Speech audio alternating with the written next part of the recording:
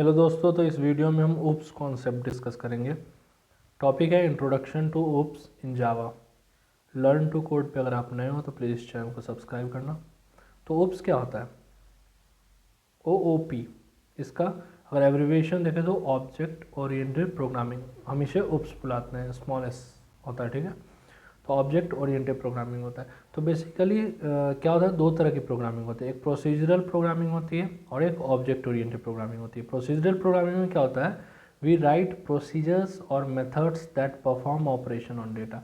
हम प्रोसीजर्स और मेथड्स लिखते हैं जो कि एक ऑपरेशन परफॉर्म करने का काम आता है, किसके ऊपर? डेटा के ऊपर, ठीक है। ऑब्जेक्ट ओरिएंटेड प्रोग्रामिंग में क्या होता है?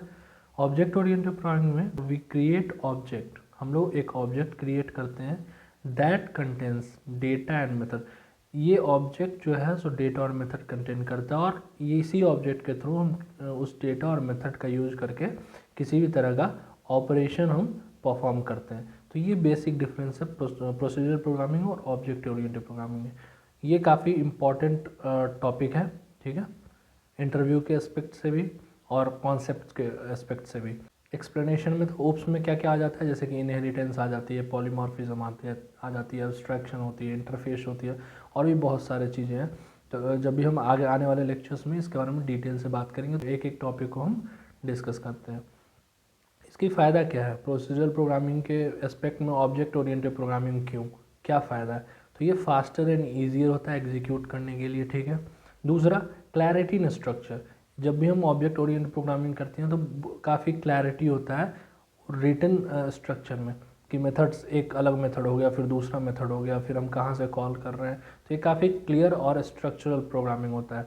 दूसरा, रीयूजिबिलिटी ऑफ कोड, ये काफ़ी मेन पॉइंट है ऑब्जेक्ट ओरिएंटेड प्रोग्रामिंग का, रीयूजिबिलिटी ऑफ कोड, जिसका कारण होता है कि रिड्यूस रिपीटेशन ऑफ कोड। मान के चलिए हम एक मेथड कॉल किए किसी भी ऑपरेशन कराने के लिए, ऐड करने के लिए, या फिर कोई भी बड़ा ऑपरेशन कराने के लिए, तो जब भी हमें ऐड करना होगा हम बार बार वो मेथड नहीं लिखेंगे, हम बार बार उसे कॉल कर देंगे ऑब्जेक्ट के थ्रू, जो भी वहाँ पे डेटा, जो भी मेथड होगा, मेथड के अंदर जो भी डेटा होगा, ठीक है। तो कोड रीयूज हो रहा है, हम कोड को बड़ा नहीं कर रहे हैं, हम उसको रिपीटेशन को रिड्यूस कर रहे हैं।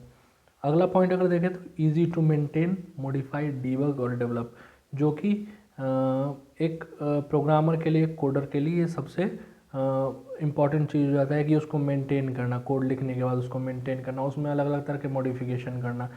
हालांकि जब स्ट्रक्चर में क्लैरिटी होता है तो उसकी मॉडिफिकेशन आसान हो जाती है, उसकी डीबगिंग आसान हो जाती है। और जब एक उसका एक क्लियर स्ट्रक्चर है तो उसको डेवलप करना, मतलब नया कोड लिखना भी आसान माना जाता है। तो ये ऑब्जेक्ट ओरिएंटेड प्रोग्रामिंग का बेसिक्स हो गया। आने वाले लेक्चर में हम क्लासेस एंड ऑब्जेक्ट्स डिस्कस करेंगे। Thank you so much for watching.